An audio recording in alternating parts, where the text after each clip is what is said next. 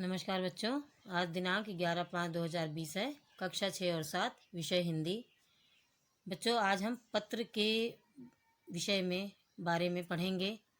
बच्चों, पहले लोग पत्रों के द्वारा ही अपने विचारों का आदान प्रदान करते थे।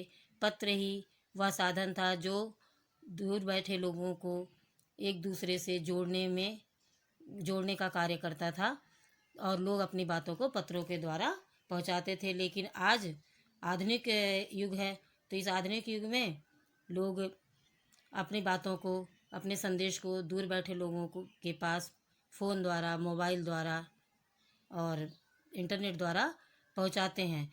सबको ऐसा लगता है कि पत्रों का महत्व ख़त्म हो गया है, लेकिन आज भी पत्रों का महत्वपूर्ण स्थान है। वह हमारे जीवन का एक अनिवार्य अंग है। तो आइए जाने पत्रों के महत्व के बारे में कि क्या महत्व है।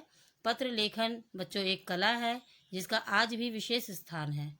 जैसे कि हम पत्र कहाँ कहाँ अभी भेजते हैं, स्कूल में, कॉलेज में, दफ्तर, सरकारी कार्यालयों में पत्र व्यवहार के द्वारा ही कार्य किए जाते हैं। आपने देखा होगा आपके घर में कोई कागज़ आता है, कहीं से पत्र आता है, कार्यालय से कोई आपको सूचना दी जाती है वहाँ से आपके किसी भी कार्य के बारे में, तो वो पत्र के द्वारा ही आती है।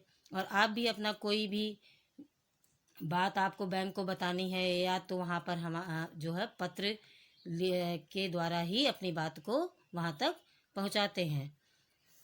और इसी तरह से आप देखिए कि आपके घर में होने वाले समारोह जो होते हैं, विशेषकर विवाह, जन्मदिन या मुंडन आदि इस तरह के समारोह होते हैं, तो हम अपने सगे संबंधियों को बुलाते हैं। किसके द्वारा? निमंत्रण पत्र भेजकर या पत्र भेजकर उनको जो है हम इसकी सूचना देते हैं कि हमारे यहाँ आज ये कार्य, इस तारीख को यह कार्य होगा, आप सबको आना है, आप सब आमंत्रित हैं। तो ये आज भी हम जो है कहीं ना कहीं अपने जीवन में पत्र व्यवहार द्वारा जो है अपनी बातों को किसी दूसरे के पास पहुंचाते हैं और उनकी बातों को जान पाते हैं। तो आइए देखें पत्र लिखते समय किन किन बातों का हमें ध्यान रखना चाहिए। पहला कि पत्र की भाषा सरल, सहज और शुद्ध होनी चाहिए। दूसरा है विराम चिन्हों का उचित प्रयोग करना चाहिए। तीसरा है संबोधन और अभिवादन का विशेष ध्यान रखना चाहिए कि हमें संबोधन कहाँ पर लिखना है और अभिवादन कहाँ करना है। हम किसको पत्र लिख रहे हैं उसको किस तरह से हमें संबोधित करना है और उसको हमें अभिवादन में यानी नमस्कार, चरण स्पर्श, ये सब बातें हमें कहाँ लिखनी है, किस स्थान पर लिखनी है। और एक ही बात को बच्चों बार बार नहीं दोहराना चाहिए। आइए देखें पत्रों के प्रकार। प्रमुख रूप से पत्र दो प्रकार के होते हैं। पहला है औपचारिक पत्र और दूसरा है अनौपचारिक पत्र। औपचारिक पत्र किसे कहते हैं? औपचारिक पत्र ऐसे लोगों को लिखे जाते हैं जिनसे लिखने वाले का कोई व्यक्तिगत संबंध या पारिवारिक संबंध नहीं होता है। मतलब वो हमारा कोई रिश्तेदार नहीं होता है, ना हो कोई हमारा वो पर्सनल जानने वाला होता है। वो कौन होते हैं? जैसे कि प्रधानाचार्य को, जैसे हम स्कूल में अवकाश के लिए प्रार्थना पत्र लिखते हैं, स्कूल में कोई परेशानी है तो शिकायती पत्र लिखते हैं, कोई हमें सुधार करना है, कोई कमी है वहाँ पर उसको हम बताने के लिए पत्र लिखते हैं।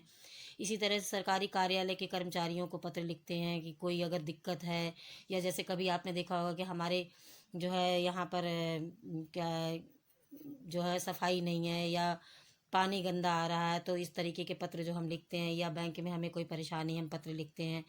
तो ये सब जो है और औपचारिक पत्र के अंतर्गत ही आते हैं। दुकानदार को, प्रकाशक को, व्यापारियों को या किसी कंपनी को कोई उसकी कोई वस्तु है जो उसने भेजी है वो ख़राब है, उसके बारे में पत्र लिखते हैं। तो ये सब पत्र जो है हम औपचारिक पत्र के अंतर्गत रखते हैं। तो इन्हीं पत्रों को औपचारिक पत्र कहा जाता है।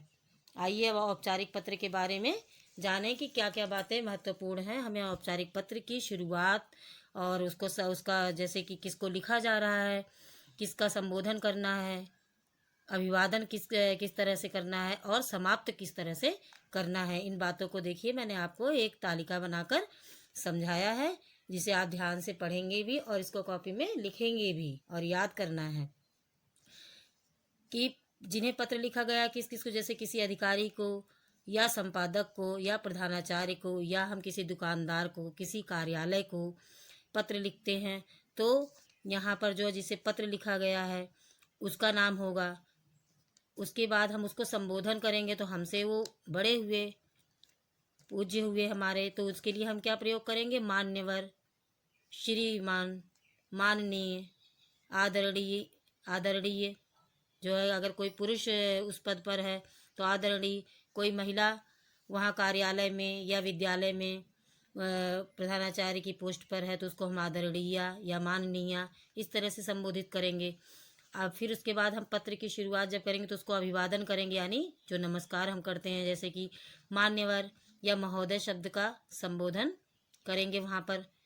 उसके बाद पत्र जब हम समाप्त करेंगे तो हम वहाँ पर प्रार्थी, निवेदक, विनीत, भवदीय, आपका आज्ञाकारी शिष्य या आपकी आज्ञाकारी शिष्या, इस तरह से लिखेंगी। तो आपने देखा बच्चों कि औपचारिक पत्र क्या होते हैं। औपचारिक पत्र का किसी भी जो है पारिवारिक संबंध कोई नहीं होता है और व्यक्तिगत संबंध नहीं होता है, वो केवल कार्यालय, विद्यालय, इन सब जगहों पर प्रयोग किए जाते हैं और उनके लिए क्या संबोधन किया जाता है ये सब मैंने आपको बताया है। आशा करती हूँ आप अच्छे से इसको ध्यान से पढ़ेंगे और समझेंगे। दूसरा भाग है हमारा बच्चों अनौपचारिक पत्र। अनौपचारिक पत्र ऐसे पत्र जो रिश्तेदार, परिचितों, मित्रों आदि को लिखे जाते हैं, उन्हें हम अनौपचारिक पत्र कहते हैं। इन्हें हम व्यक्तिगत पत्र भी कहते हैं, क्योंकि हम अपना कोई भी बात पर्सनल तरीके से किसी अपने रिश्तेदार या दोस्त या अपने किसी भी भाई बंधु तक पहुंचाते हैं तो ये हमारा एक व्यक्तिगत पत्र हुआ। हमने अपनी बात जो है उसके सामने रखी। तो यहाँ पर जो है जैसे कि हमारे रिश्तेदारों में हैं, दादा दादी हैं, मम्मी पापा हैं, भाई बहन हैं, मित्रगण हैं, तो इन सबको हम अनौपचारिक पत्र के अंतर्गत रखते हैं। इन्हें ही अनौपचारिक पत्र कहा जाता है। आइए, अनौपचारिक पत्र लिखते समय किन किन बातों का हमें ध्यान रखना चाहिए, इनको हमने देखिए यहाँ पर तालिका बनाई हुई है और उसके द्वारा समझाया है कि जिन्हें पत्र लिखा गया हो, किसको, जैसे अपने बड़ों को हम पत्र जब लिखते हैं तो उनके लिए हम संबोधन क्या करते हैं? आदरणीय, पूजनीय, और अभिवादन उनका करते हैं। उनको नमस्कार हम किस तरीके से करते हैं? सादर चरण स्पर्श, सादर प्रणाम, इस तरीके से करते हैं, क्योंकि हमसे बड़े हैं तो हम उनका पैर ही छुएंगे। और उसके बाद हम समाप्त किस तरीके से करते हैं कि आपका पुत्र या आपकी पुत्री, आपका आज्ञाकारी बेटा या आपकी आज्ञाकारी बेटी, इस तरीके से हम जो है पत्र को समाप्त करेंगे जब हम अपने से बड़ों को लिखेंगे। अपने से छोटों को जब हम लिखते हैं तो क्या संबोधन करते हैं? प्रिय भ्राता, चिरंजीव, आयुष्मान, इस तरीके का संबोधन करते हैं। और उनको हम अभिवादन में आशीर्वाद देते हैं, जैसे कि शुभाशीर्वाद, शुभाशीष, प्रसन्न रहो, आशीर्वाद, खुश रहो, इस तरह के शब्दों का हम प्रयोग करते हैं। और जब हम पत्र को समाप्त करते हैं तो क्या लिखते हैं? तुम्हारा हितैषी, तुम्हारा शुभचिंतक, क्योंकि जो अपने से बड़े होते हैं तो अपने छोटों का तो अच्छा ही चाहते हैं ना, तो हित ही चाहते हैं। तो इस तरह का जो है शब्द प्रयोग करते हैं पत्र के अंत में। बच्चों, जो हमारे बराबर वाले होते हैं कि बराबर, जैसे कि हमारे मित्र हैं, भाई बहन है, जैसे हमारे चाचा के, फूफा के, इन सब के बच्चे होते हैं तो हमारे भाई बहन तो हुए, तो हम लोग कहते हैं कि ये हमारे बराबर का ही है। तो इन सब के लिए हम क्या प्रयोग करते हैं?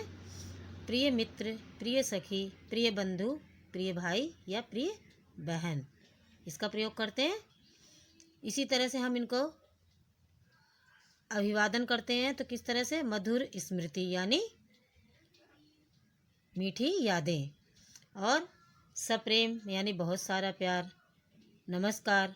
अभिवादन में हम इन शब्दों का प्रयोग करते हैं। निवेदन या समापन, जब हम पत्र समाप्त करते हैं तो अंत में लिखते हैं तुम्हारा प्रिय मित्र, तुम्हारी प्रिय सखी, इस तरह के शब्दों का हम प्रयोग करते हैं। तो बच्चों, आपको हमने देखिए औपचारिक और अनौपचारिक पत्र क्या होते हैं और उनके बारे में आपको बताया, और उनकी तालिका भी आपको बनाकर दिखाया कि देखिए कि अपने से मतलब जो कार्यालय या स्कूल या कॉलेज में पत्र भेजे जाते हैं तो उनके लिए हम किन शब्दों का प्रयोग करते हैं, आपको तालिका के द्वारा हमने समझाया है। और अब अनौपचारिक पत्र हम अपने सगे संबंधियों के लिए लिखते हैं, तो इनका हम जो है प्रयोग किस तरह से करते हैं, क्या शब्द का किस शब्द का प्रयोग करते हैं, क्या संबोधन अभिवादन करते हैं, ये सब हमने तालिका द्वारा आपको बताया है। आशा करती हूँ आपको समझ में आया होगा औपचारिक पत्र क्या होते हैं और अनौपचारिक पत्र। आप इसको अपनी कॉपी में पत्रों के प्रकार से, और यहाँ पर जो अनौपचारिक पत्र की तालिका है यहाँ तक आप अपनी कॉपी में लिखेंगे और इसको याद करेंगे। अगली कक्षा में हम आपको औपचारिक पत्र के बारे में पढ़ाएंगे। आपको केवल यहाँ से ऊपर जो बातें लिखी हैं, पत्र लिखते समय निम्नलिखित बातों का ध्यान रखना चाहिए यहाँ से, और आपको औपचारिक और अनौपचारिक पत्र की तालिका पूरी जो हमने आपको बताए लिख कर यहाँ पर दिखाई है, आपको उसको अपनी कॉपी में अच्छे से लिखना है और याद करना है। धन्यवाद।